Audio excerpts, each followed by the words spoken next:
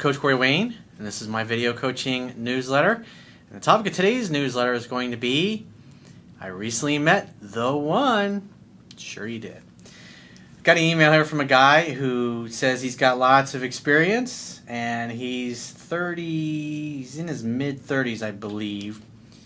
And he's convinced himself that he's had plenty of relationships and dated enough people and had enough lovers that this girl that he's into is the one.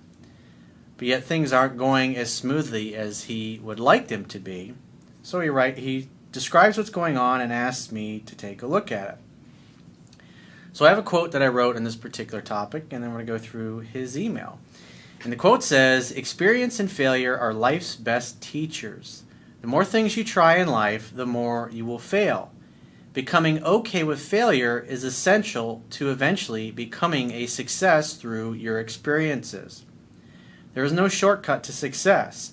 When it comes to dating, many people project their ideal fantasy onto potential new lovers while ignoring the reality of what they are really like. This leads to unhealthy attachments and becoming stuck on people who don't, won't, or can't reciprocate interest.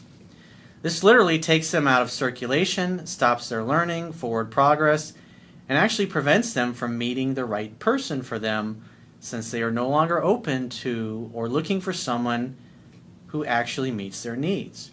In order to meet the right person, you must be available, ready, happy, open to it happening, comfortable in your own skin, and have space in your life for someone to fill." So he says, "Hey Corey, I stumbled onto your YouTube page a few days ago by accident. In my experience, there is no such thing as an accident. Everything happens for a reason based upon your life path and your soul's journey and what your life experiences are supposed to be so you can become the person that you were created to become. I am not one to really spend time on these types of sites because I naturally get how to deal with the opposite sex and have been pretty successful until now. I recently met the one."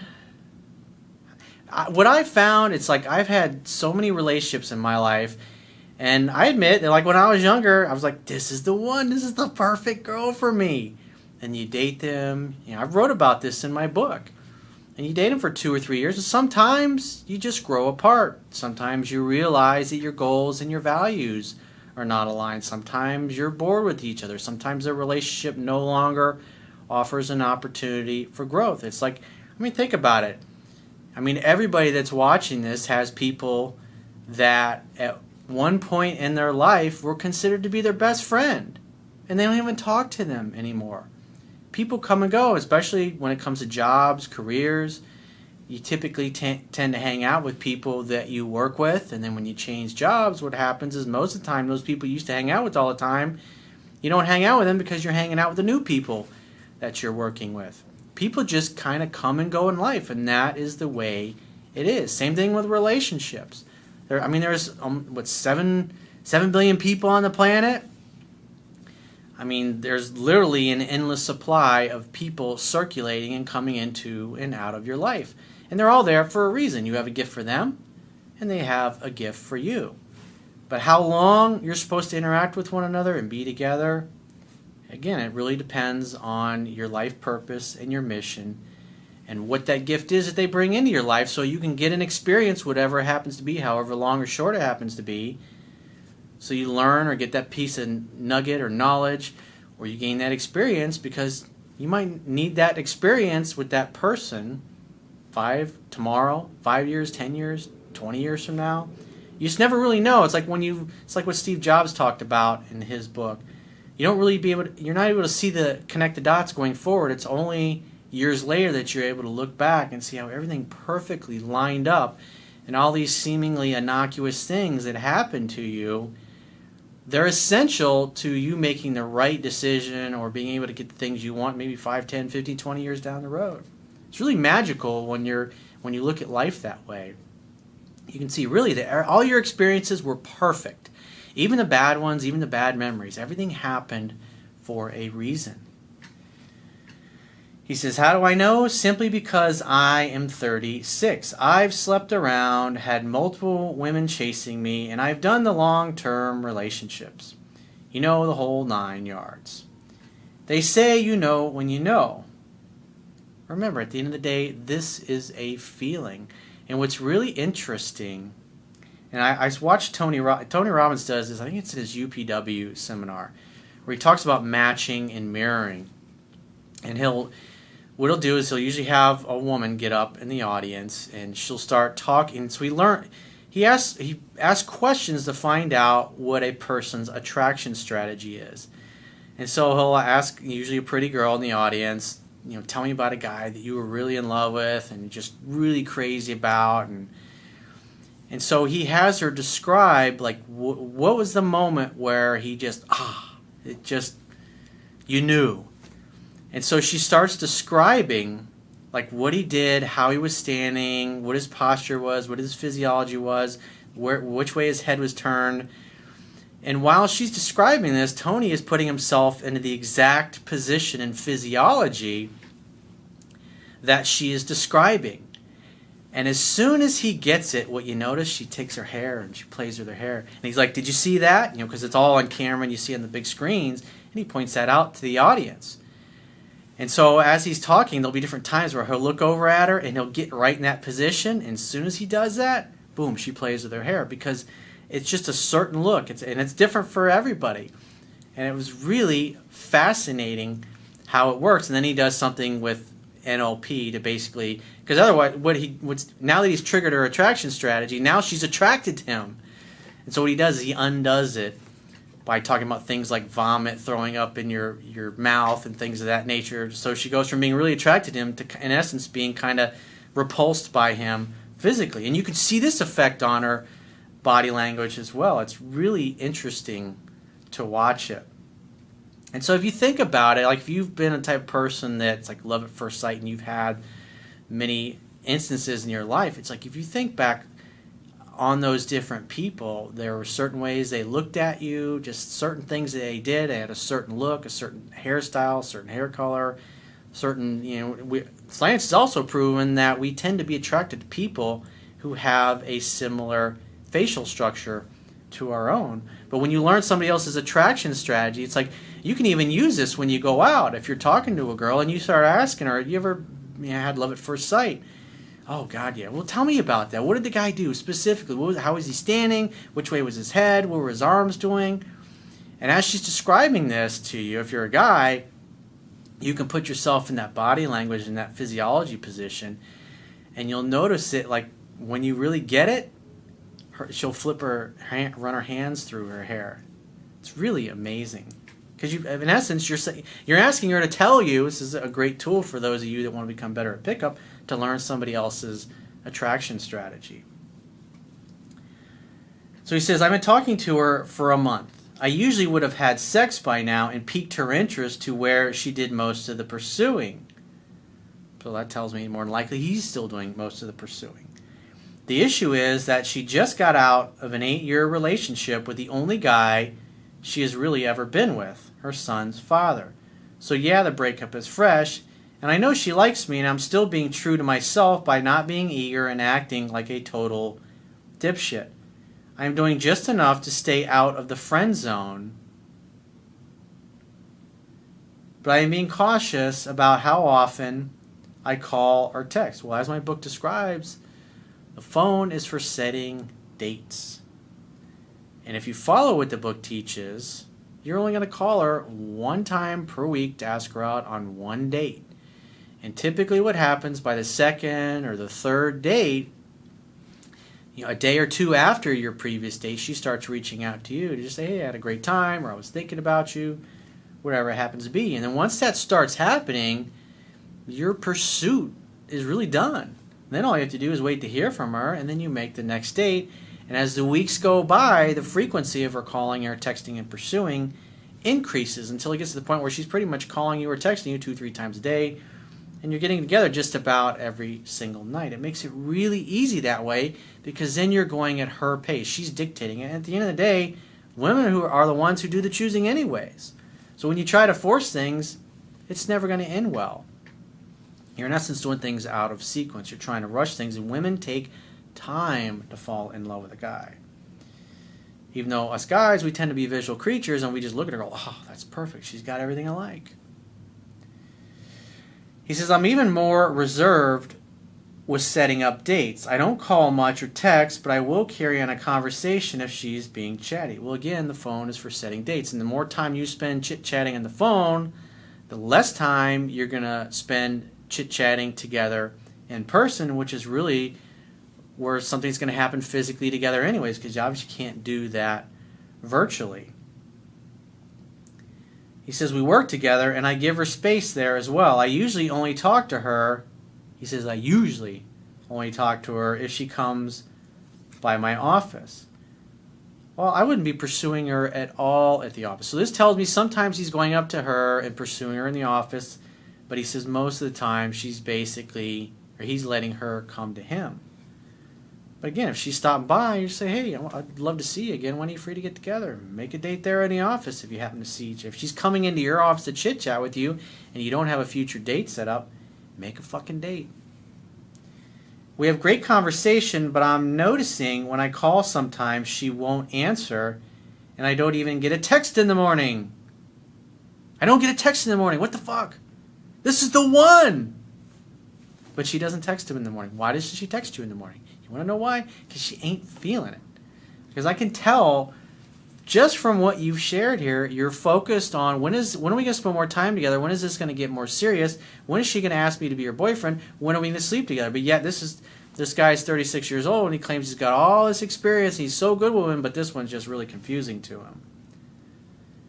And when what happens is when you get attached to somebody and you start projecting your fantasy onto them, you start ignoring reality, and you can see that's basically what's happening with this guy. He's kind of putting her on a pedestal. He's being extra nice, and normally he would have already slept with her by now, but that hasn't happened yet. Why? Because he's being extra nice.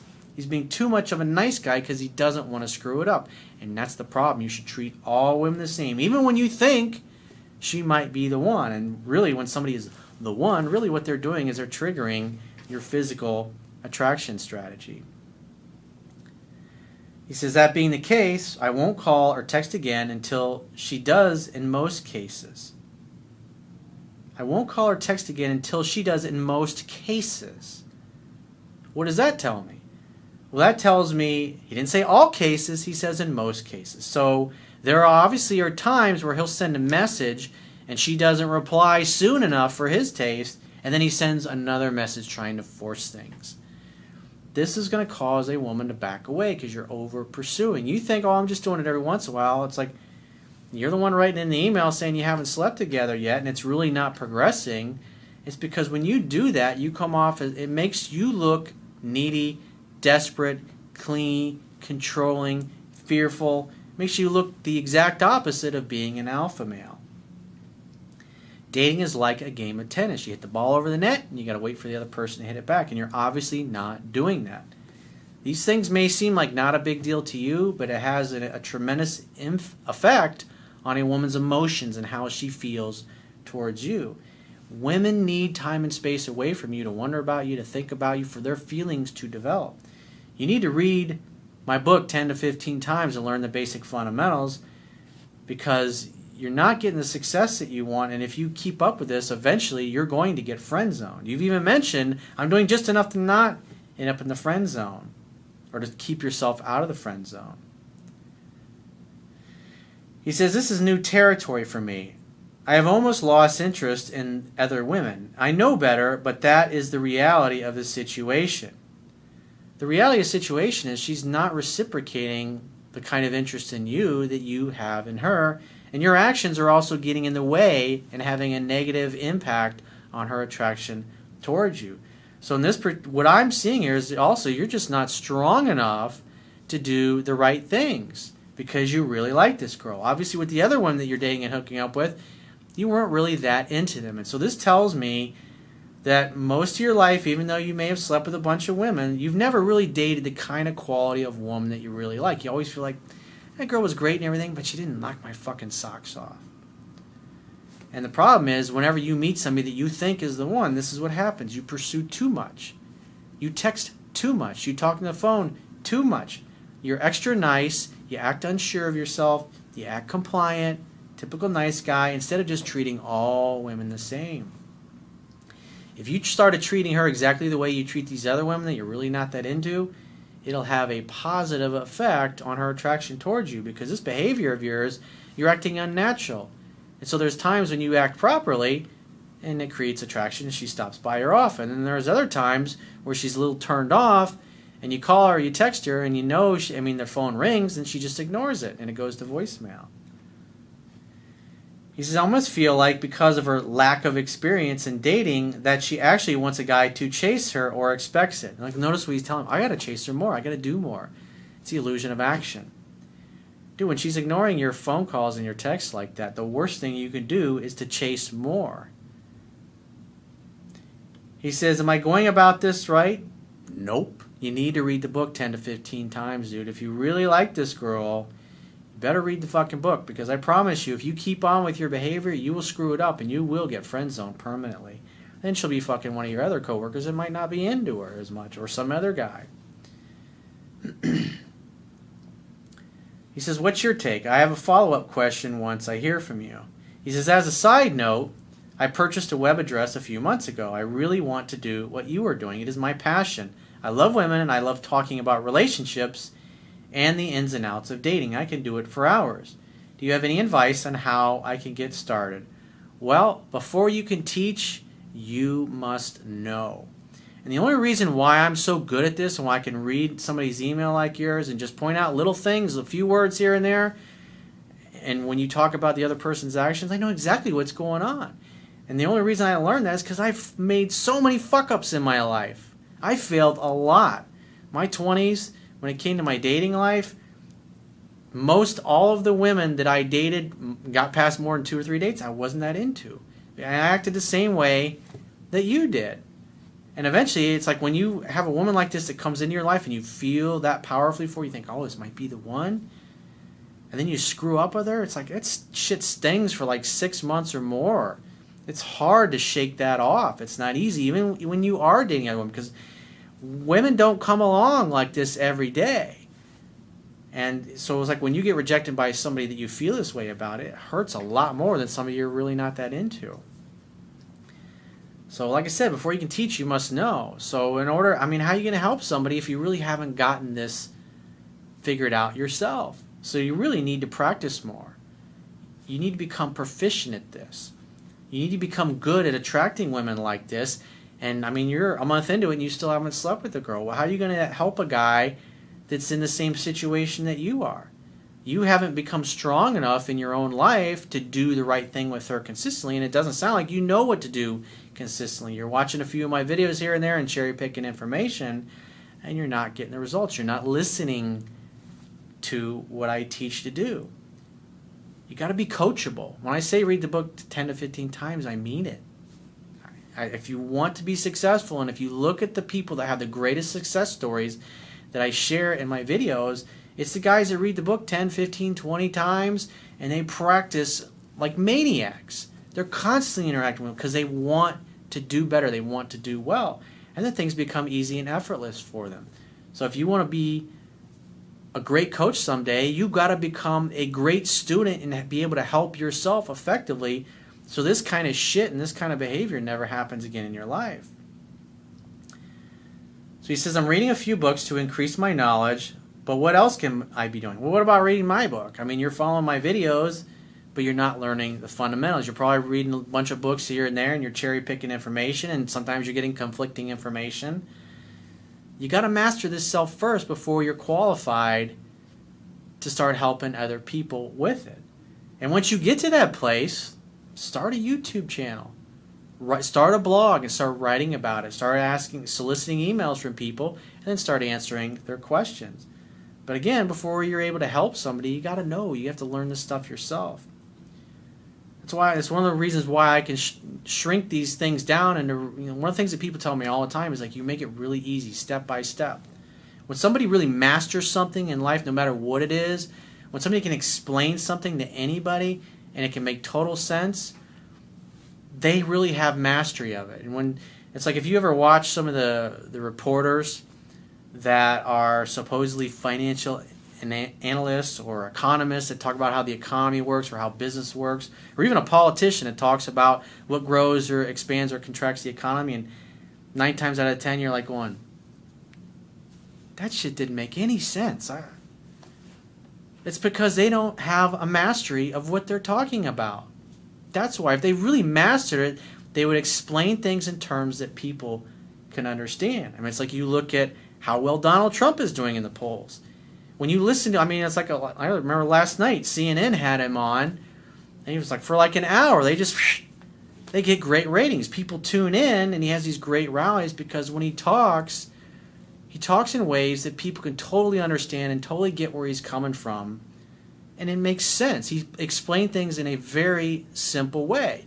Why? Because he is a master of business and running a profitable company and building great 5-star properties and negotiating great deals. So he's very articulate, but when you listen to him, it's very simple how he explains things. And the reason why he's connecting with people is because he talks about things in a way that people can understand, instead of your typical politician who's just trying to throw out a sentence or two of a soundbite that really doesn't make any fucking sense. It just sounds like a bunch of drivel anyways. Because, again, most politicians don't get much airtime. And even when they are, they're talking points, sound points. They sound like a little 10-second commercial. It's like, it's fucking drivel. It's just, I mean, it's like a night and day difference. He said, also, I think your viewers would benefit from a video newsletter on being interesting, especially in regards to having an interesting space. This has been big for me. I have hookahs, weird books, and different things a woman can pick up and play with. It makes my place somewhere she enjoys coming and coming back. I've talked about this numerous times in other videos, and I talk about my book, but it doesn't sound like you even started reading my book yet. He says, I hope to hear from you soon. Keep up the great work. It's very much appreciated. Well, you're welcome. It's my purpose. But if you really want to become a great teacher of this stuff, you got to master it first. And then you can start your own YouTube channel. Start a blog about it and start writing about it and start helping people one person at a time.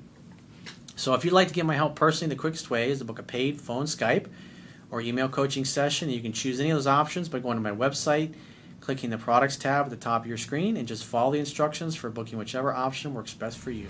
And I will talk to you soon.